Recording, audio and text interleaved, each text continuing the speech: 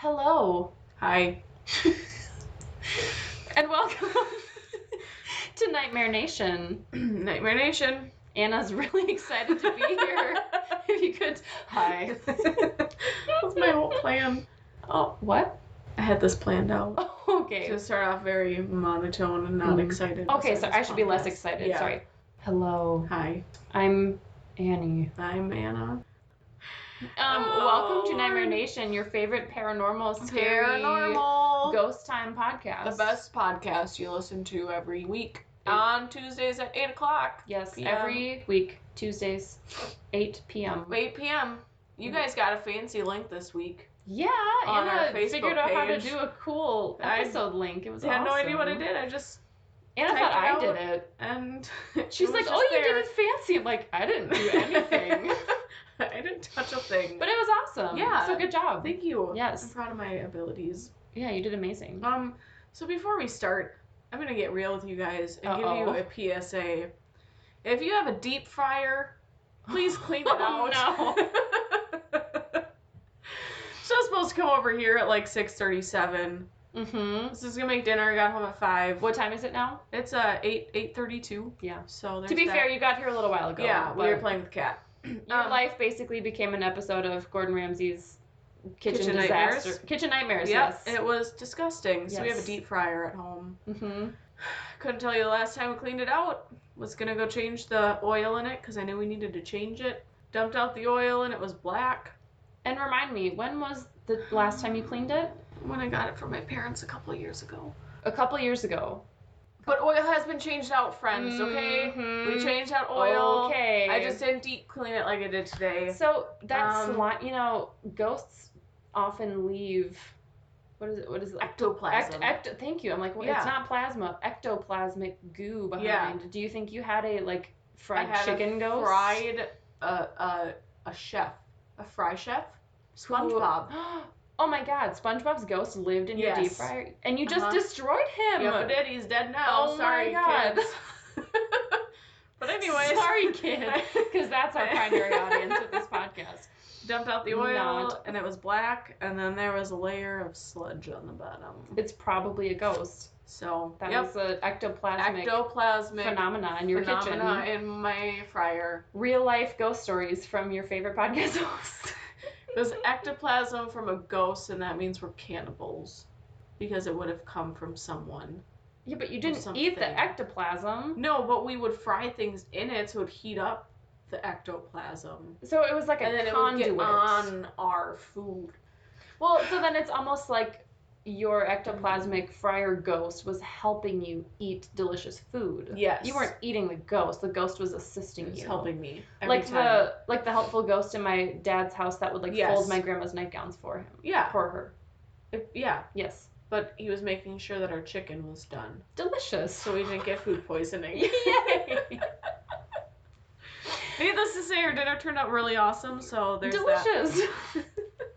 All right, this turned into a paranormal cooking podcast. Yeah, it did. Just when you think those two topics couldn't coincide. Oh, we make it work. We brought it to you. Don't you worry. On a Tuesday night. Mm-hmm. Well, actually, it's Thursday. But this will be posted on a Tuesday. Yeah. So.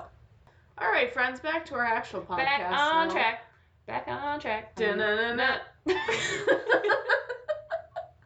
Where you also get random songs made up. I don't know why that became a song. So, we're bringing you something really interesting tonight. Super fun. And I had so much fun researching this place. It's pretty cool. And it's super close, so we can just drive there and go. We say that about a lot of places. Yeah, but this one is actually within driving distance. That's true. Well, so's the Velasca house. Yeah, and we should probably go to that. We probably should.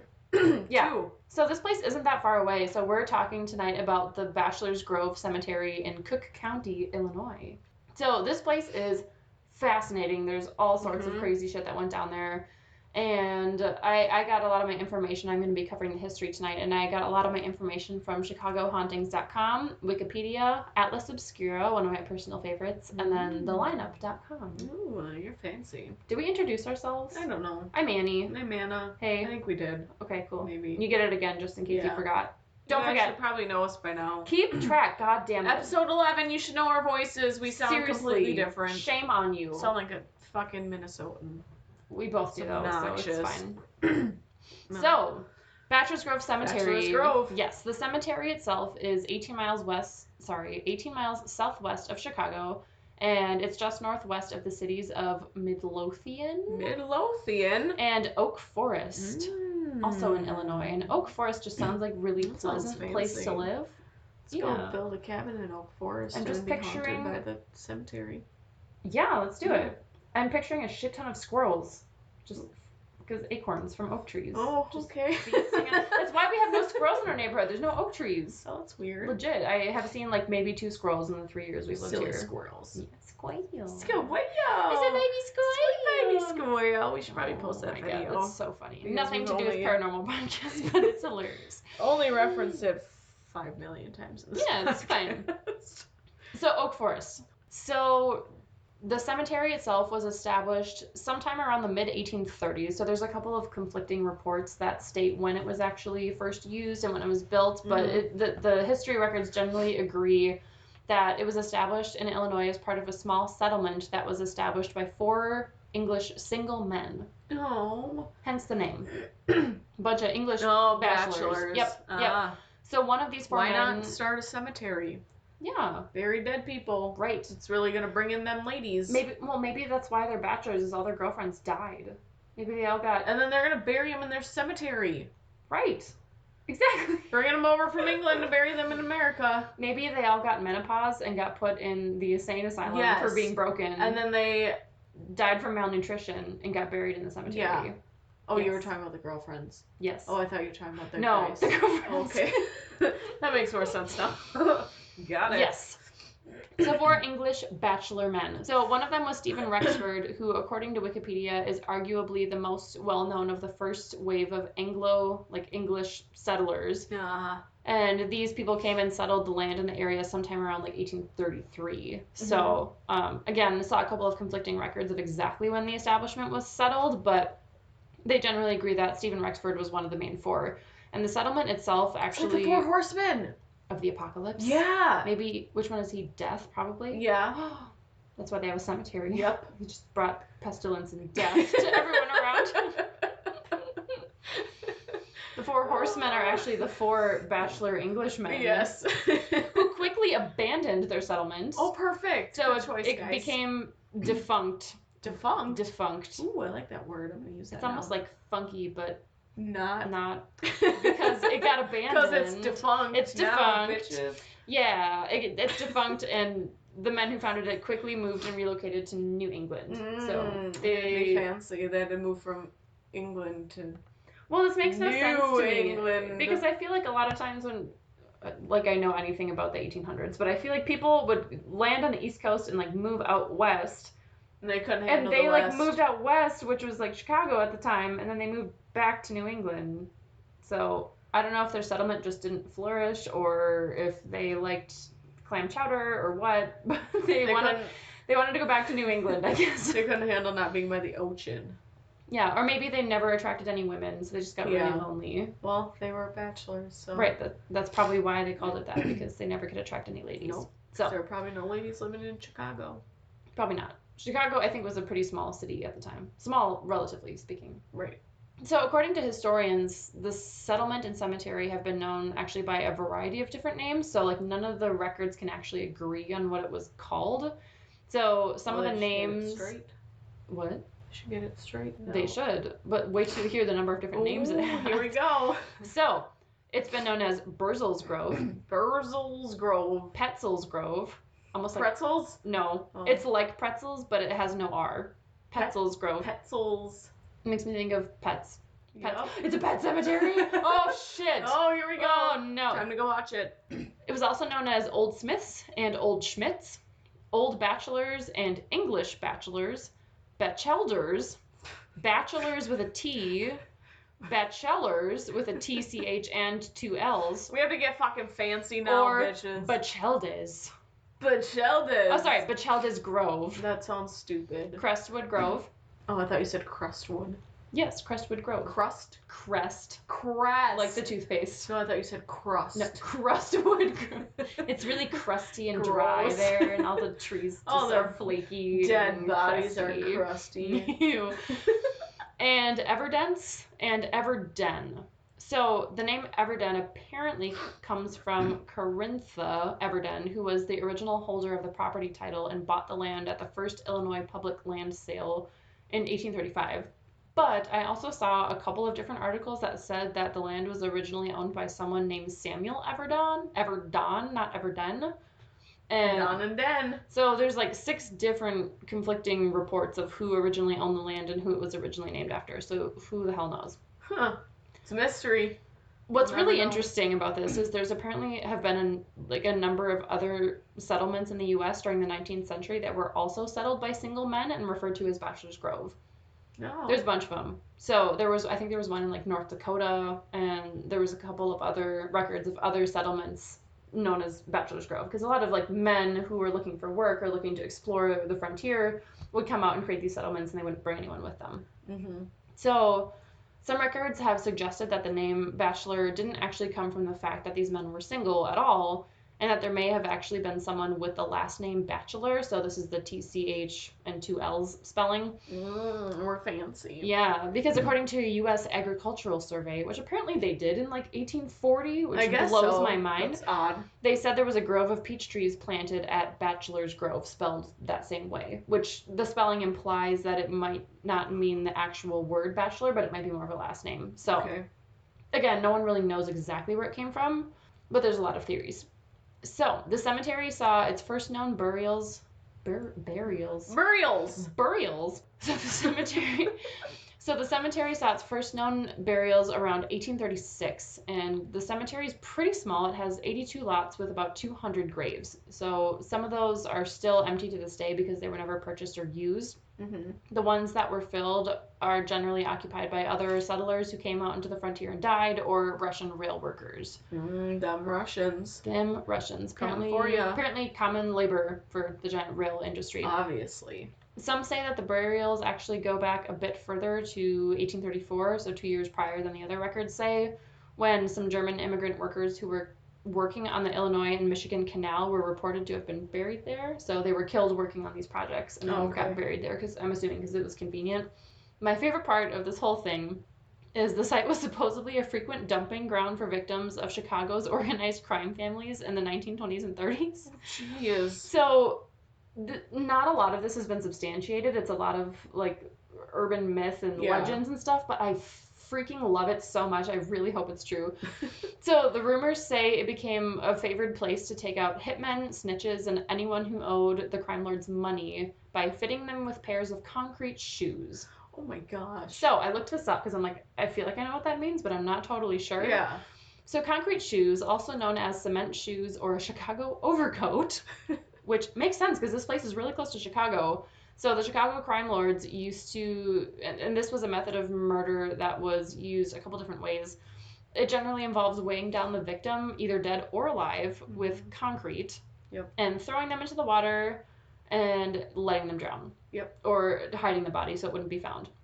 So apparently there's only been one actual real-life case where it's ever been like completely proven to be used. Oh. People argue that it's not really efficient because, and it wasn't actually concrete, they'd use cement, and cement takes like a full day to dry, so people are saying it's not actually able to get out pretty easy, unless you got around the clock, or if you were like tied down and then they did it, but either way it still takes a really long time, so it doesn't necessarily make sense as a victim disposal method, or if the person's already dead then they can't struggle, so maybe that makes sense. But they do it a lot in movies to like heighten the suspense, especially like older movies from the 1950s and stuff, and it's black and white and it's like the damsel in distress with her feet.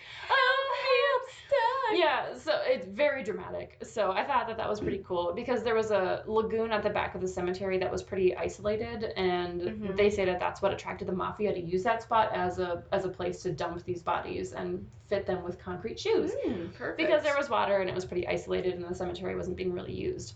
So by the 1950s, burials were a lot less common and the cemetery wasn't really getting a lot of use. So of course, it quickly became a favorite teen hangout spot for mischievous activities. Yes. Woo! You know all those really cliche horror scenes where it's like the teenagers making out in the car. Oh my god! They're at the top of the cliff overlooking Beverly Hills and all that ridiculousness. Yep. Apparently that's what this graveyard became. So perfect.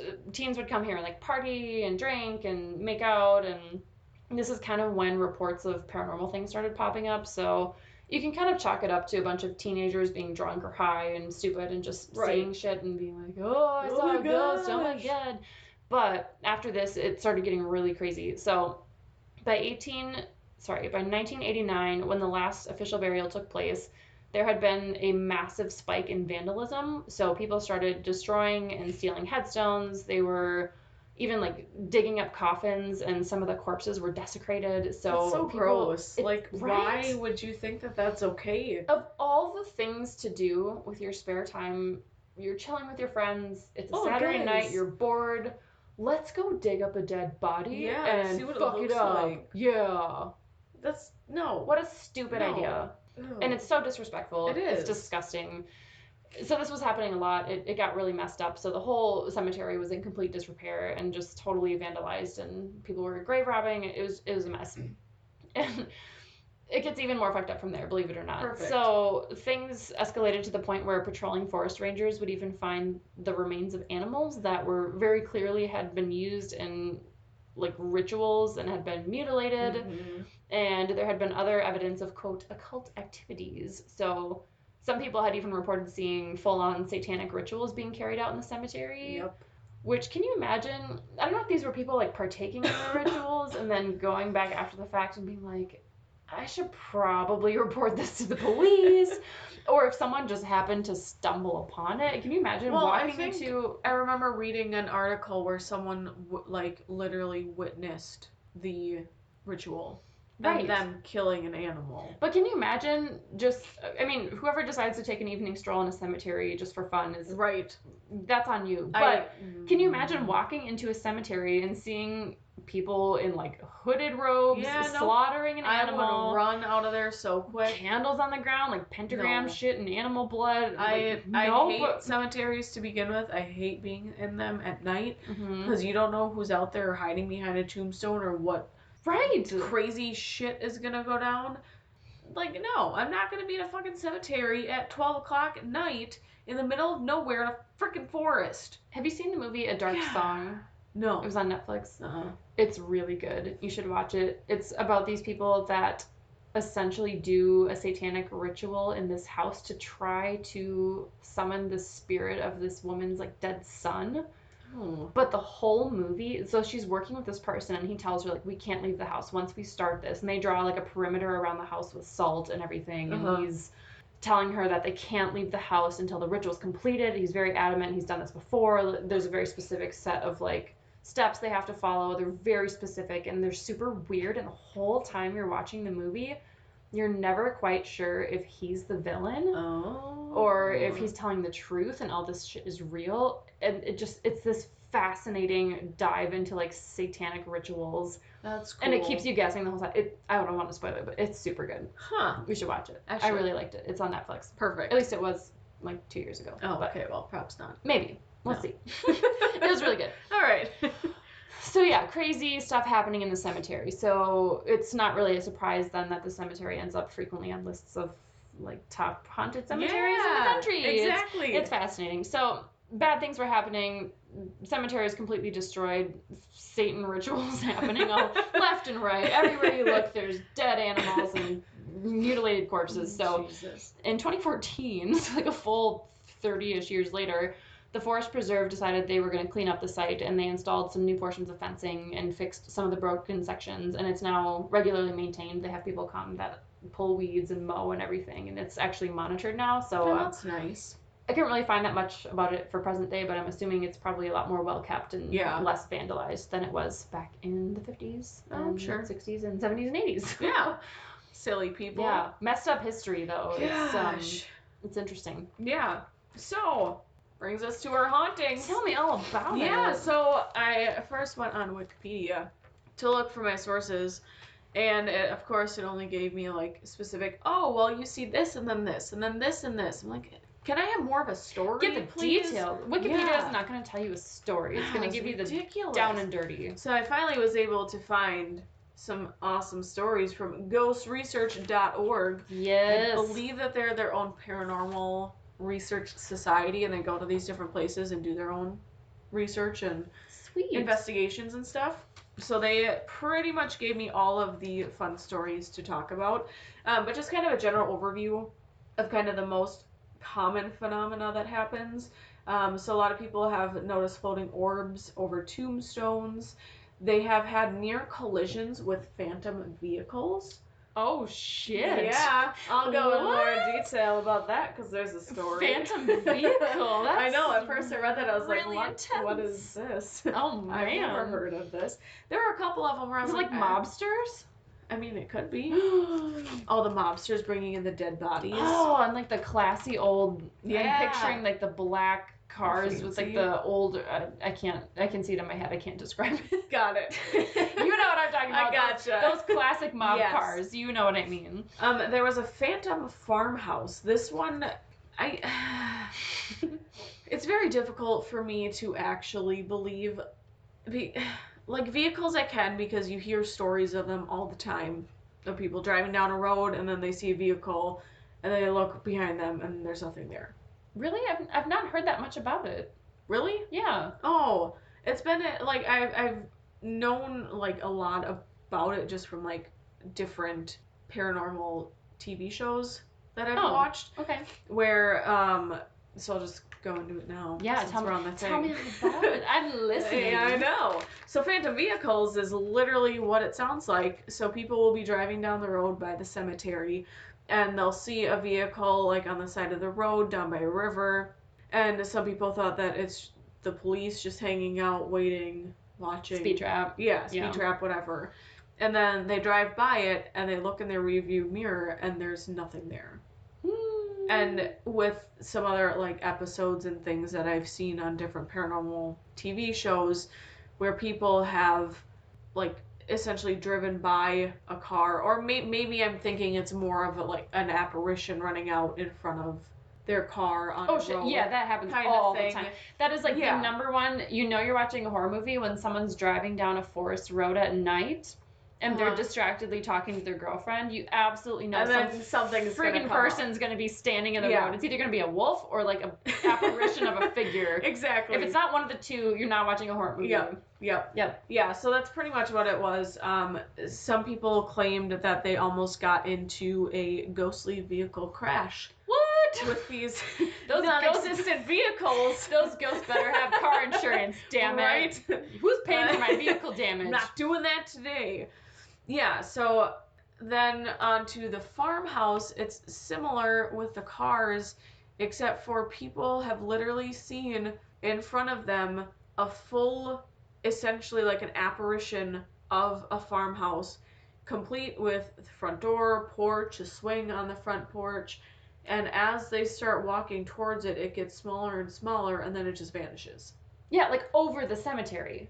Yes. Yeah, I read about that too. But I don't think that there was ever record of an actual farmhouse at the cemetery or near the cemetery. Right. Unless, so there's another incident where there was a farmer and his horse. So they were out plowing the field over by the lagoon. One day, all of a sudden, the horse got spooked for some reason and took the farmer. I don't know if it was underneath him or he got caught on like the plow from the horse, and the horse ran into the lagoon, and then the farmer drowned and died. Mm-hmm. And so maybe the farmer had a house nearby, potentially. Probably. I mean, if he was, but because the lagoon was at the back of the cemetery, so if he was close enough to get dragged into the lagoon, it's possible that he lived close by. Yeah. And then started haunting the cemetery because that's where he died, right. Maybe. So maybe like that's almost him projecting his home onto the cemetery. That could be, but I just ghostly projections. Seeing a house, that's a little bit of a stretch for me. Right. People, things, orbs, ectoplasm. Yeah, I can believe that. Ectoplasmic fryer ghosts. That's stuff I can believe. The goopy guys that live at the bottom of your deep fryer when you don't clean it for 2 fucking years. Shh. It's fine. Don't worry about it. Mm-hmm. So that one I'm a little iffy. But yeah, a lot of the ghostly encounters started happening, like you said, around the 1950s. And some of the stories and things, like the house, maybe the cars, I question just because it was a time of drugs and alcohol. Right. Well, and stupid partying teens who... It's weird, though. I'm not used to you being a skeptic. I know. You're typically pretty sold on this stuff. I am, but just based on some, like, the information I read and the time frame, I'm just like, And the audience and the people who reported, and yeah, that's fair. But with the ghost research, and there's one picture that they took that it's literally one of the best ghost pictures I have ever seen out of any pictures that have ever been taken. Tell me all about it. Yes. So there is. I feel like I may have seen it, so I'm curious to see if it's the one I'm thinking about. Yeah. But there is a ghost. Oh yeah. Yeah. There's a ghost. Her name, so she's known as the White Lady. Fuck yes, I saw this picture. It's so creepy. It's ridiculous. It's so creepy. She's often called the White Madonna. So she is seen walking around the grounds of the cemetery with an infant child only during full moons, which is super weird. And they found this lady's tombstone and then also the infant child, and literally all the tombstone read was infant child. There's no name? No. Oh, no. Sad. I know. Like, before the child was even named, did it die? I mean, it's a possibility. Maybe a childbirth. Stillborn? But maybe. Yeah. Yeah, I know. Oh, baby. I know. So she's just reported seeing walking around, but the ghost research, they were out, they were sectioned off into different groups and each had their own section of the cemetery to kind of walk around, do EVPs, recordings, getting just kind of more of like a field research to see maybe where areas are most effective to ghost hunt and where you're going to kind of feel more of those electromagnetic fields and that sort of thing. So they were out taking pictures, and this place is known as being very photogenic for getting pictures of orbs, apparitions, white mist, dark shadows, just like all of your normal paranormal pictures that you typically get or think of when you think of paranormal pictures. All the stuff Zach Bagans would go apeshit for. Exactly. Yeah, that he never catches. Right. So it's fine. He's always like, oh my god, did you see that crazy thing? Oh my god, did you see right that? There?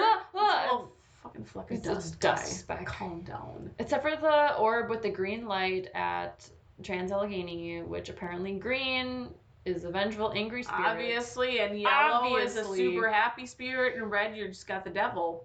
Yep. This isn't scientifically based, so this is not true facts, guys.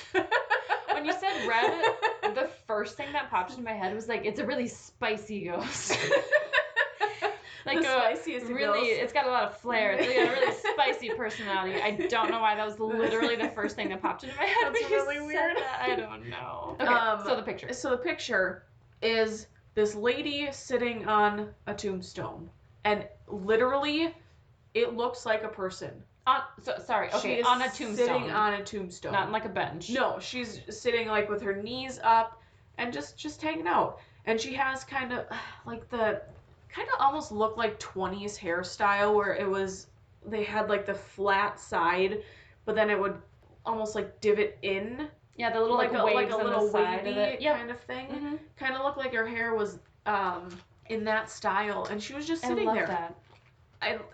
And just clear as day, literally a person with a face with hair. And we know, I mean, I guess there's no way we know for sure, but like, do we feel confident that this isn't just a person modeling for the picture? See, that's the only thing that where I'm a little skeptical. Because it's so clear. That's the only thing, because it is so crystal clear. I feel like so many times when you have these ghostly apparitions, it's like human shaped but fuzzy, or you can kind of see something but the details aren't really clear. Yeah, the fact that it's so clear. Yeah, that's the only thing that I'm a little iffy about.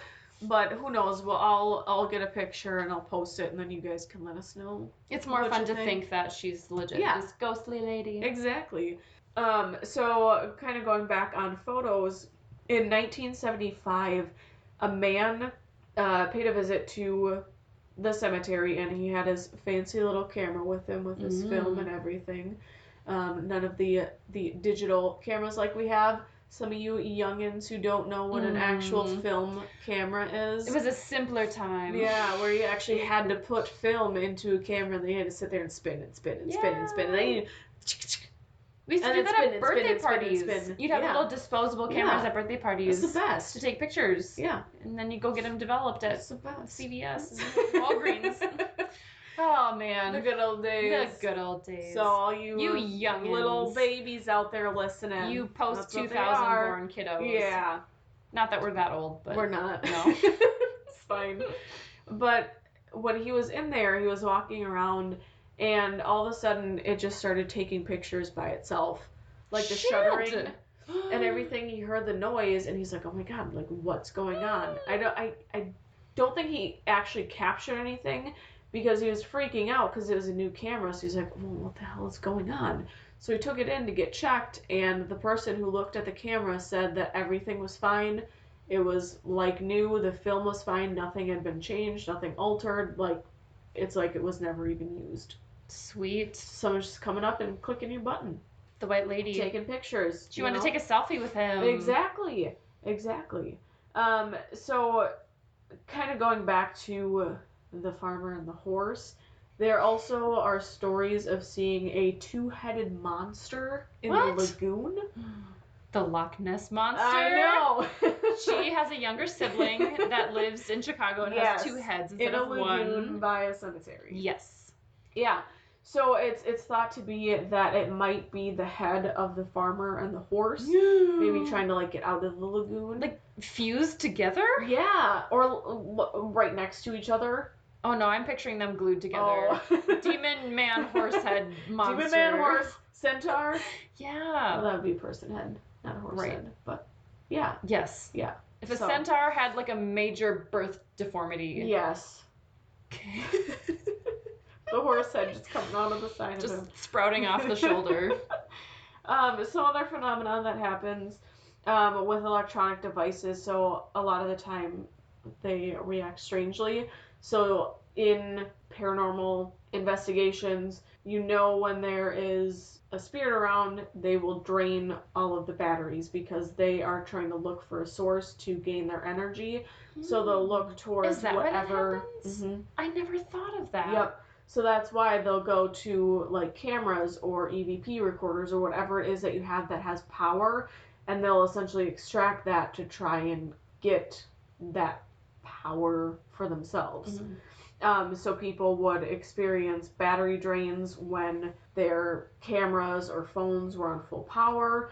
And then it was also stated that cars would stall at a certain point on the road by the cemetery. And then after they got past that certain point, their car would just start up and be fine. Really? And just go. Those ghosts are slurping their battery juice like a smoothie. I know. They just need all of the electronics and things so that they can be seen and heard. An ectoplasmic smoothie of ghost juice. Exactly. Delicious.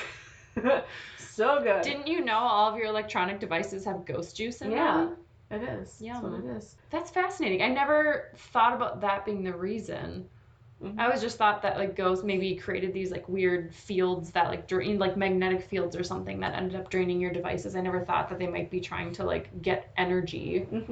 Apparate themselves. Just like Harry Potter. Yeah, Harry Potter. And then there was a Jack H in the 1970s that would chase glowing balls. What? Throughout the cemetery. This was a human person. Orbs. Yeah. Not a ghost. A person would chase. It was a person. Oh. Would, like, find glowing balls. And, like, take pictures? Orbs. No. He would just walk towards them to see if he was able to get close to them, but every time he would try, they would disappear. Why I'm skeptical about this, so super random when I read this story. So it said that the glowing balls would blink at 15 to 20 second intervals. So when we were up camping, Ben and I, over, I think it was like 4th of July weekend, we have a lot of lightning bugs up there. And typically when you see them, they'll, like, have really quick flash blinks and then be fine. But there were a couple of them where it would blink once and then wait probably about 10 to 15 seconds, blink again. Don't they do that when it's colder?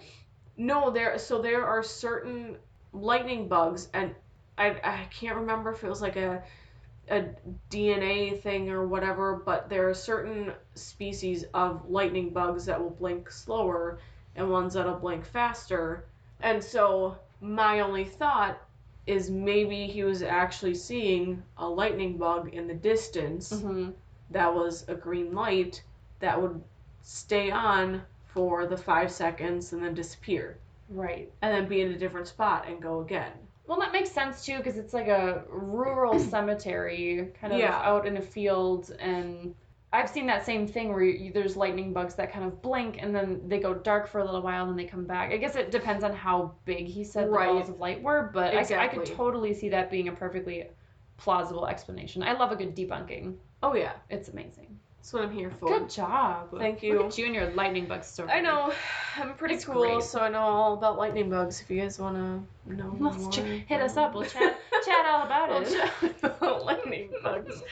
And then there was another story from the 1970s again. There was a lady called Denise, and she claimed to have stuck her hand through one of the glowing balls, and she said that she felt nothing. It was like putting her hand through a void. I don't really know what that means. Like, what is a void? What does that feel like? Like a portal of black matter? Like, I'm having a hard time imagining what that would feel like. Right. Did she reach out and try to grab a lightning bug and miss? That was my exact thought. And then she felt nothing because she missed and the lightning bug flew away. That was my exact thought. Okay. I'm like, if you feel nothing, you feel nothing. You can't feel a void because a void is nothing. You don't feel ghosts. Exactly. If I reach out, you can. They're like cold spots, but you're not gonna feel like a physical body. Right, and maybe not all the time though. I mean, I know ghosts like can sometimes have like physical impacts on people, but you don't like reach out and expect to feel something. Exactly. And especially if you have an orb, it's just a ball of energy and light. Unless it's the red kind, and then it's a really spicy, tingly it's feeling. Really spicy. And then you'll just start doing salsa dancing. And then your eyes will water because it's really hot. Yeah. And then you get spontaneous salsa dancing.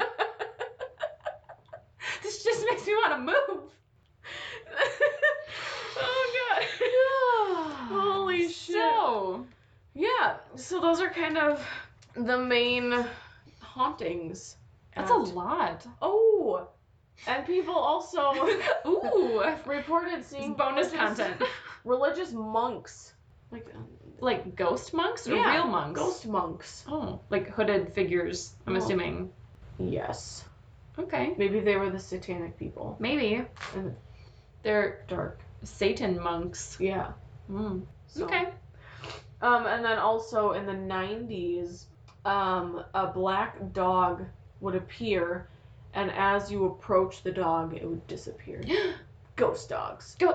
You have a black dog named Ghost. I know. Oh my god. He's everywhere now. Oh shit. He's haunting people in the 90s. Oh my god. He wasn't even alive. He's a time traveling ghost dog. Yeah, he is.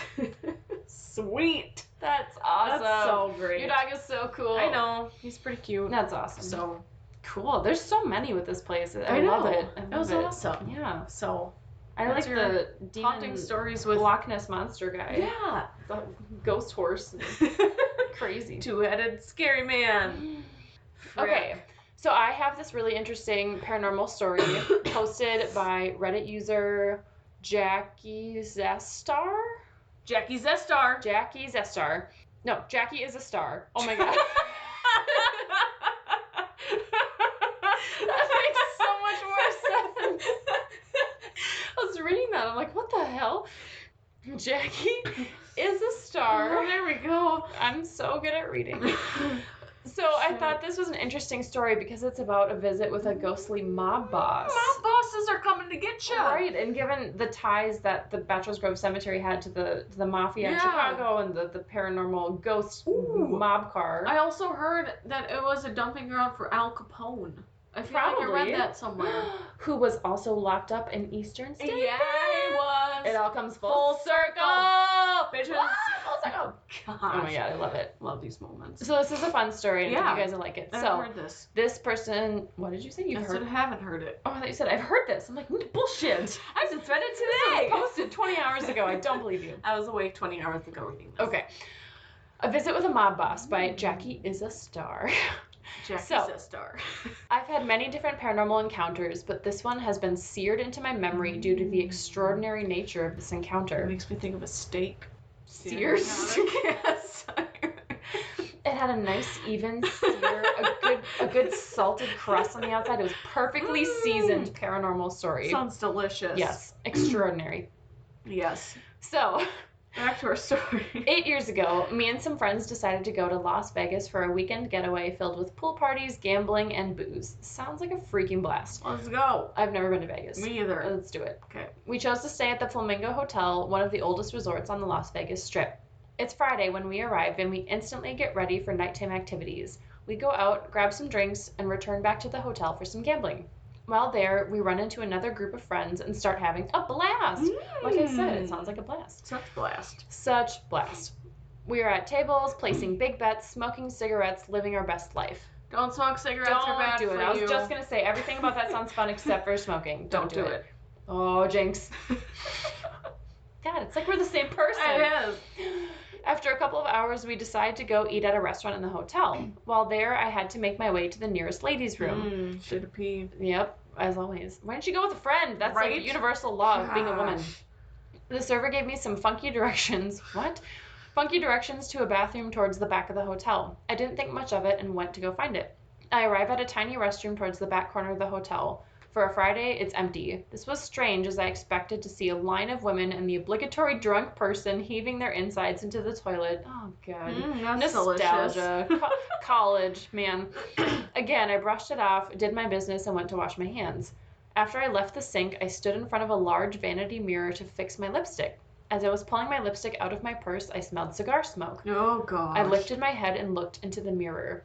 A man was standing behind me. Nope, that's like one of my biggest fears of going to the bathroom in a random place and you're the only person there. Nope. Just gonna look up and someone's standing there. Well, how easy would it be for some guy to sneak into a stall and just wait there? Well, also, if this waiter was being a weirdo, he could have been some sort of sex trafficker telling her and gave her like weird to go instructions. Into a empty bathroom where someone's awaiting her arrival to steal her and take her away. Right. You're in Vegas. That's a really good point, because if she went to this weird ass bathroom at the back of the hotel and had to follow a bunch of weird directions to get there, I guarantee this place probably has like 17 different bathrooms.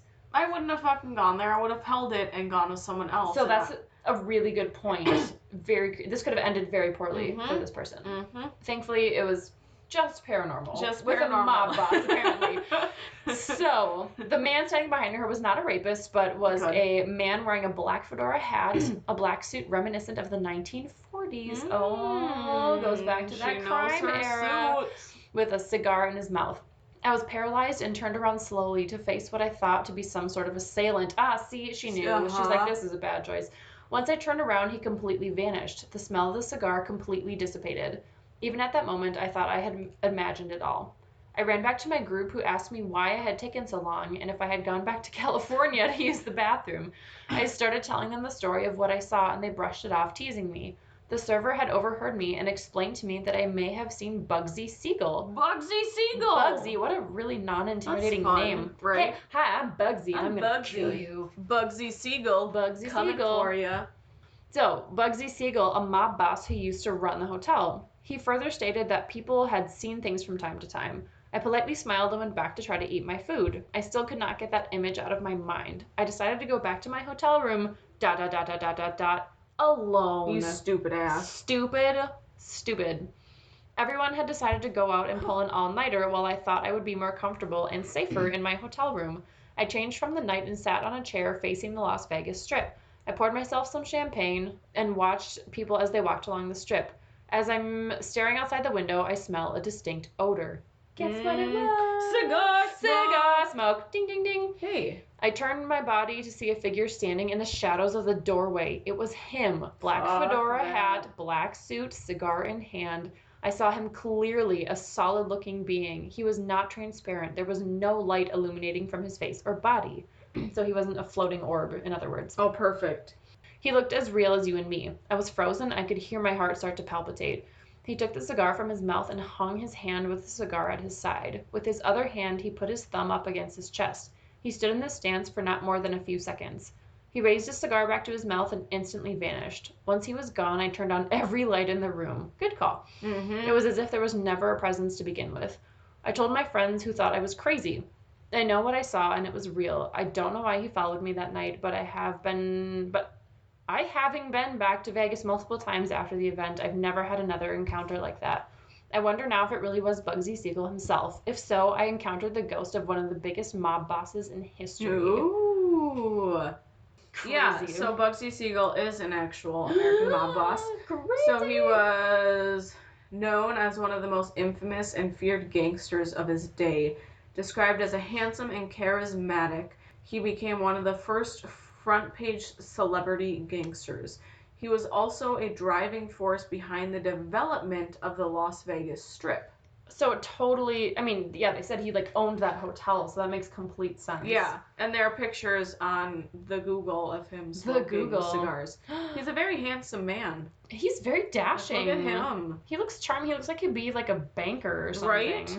Some wealthy to-do. God, if only men actually dressed up like this nowadays. I'm sure guys say the same thing about us. Right? Because I pretty much live in sweatpants and messy buns. Yeah, so. but all women wore back then were dresses. Yeah. So. Yeah, that's true.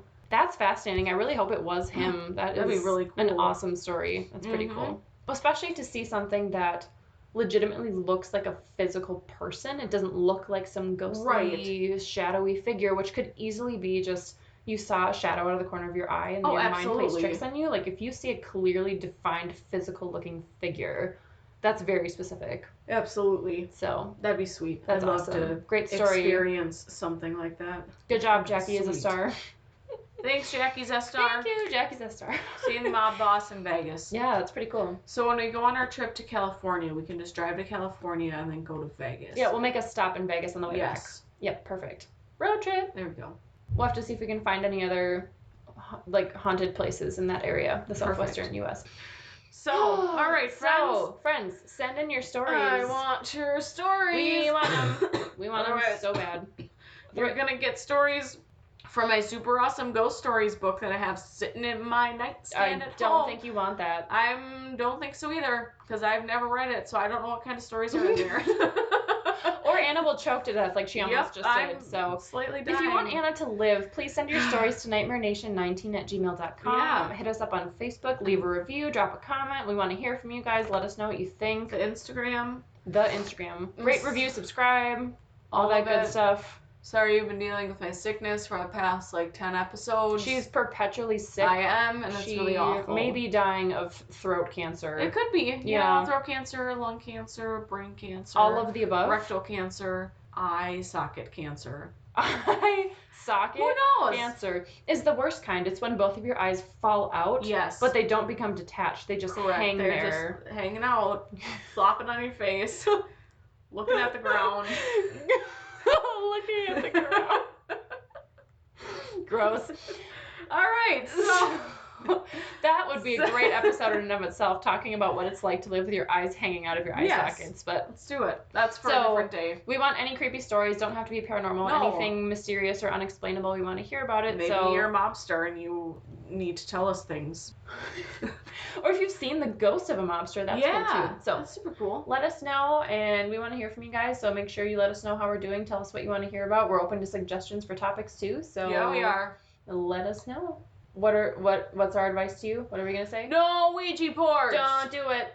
Terrible. Ever. Until next time, be safe and don't get haunted. Yeah. Bye. Bye.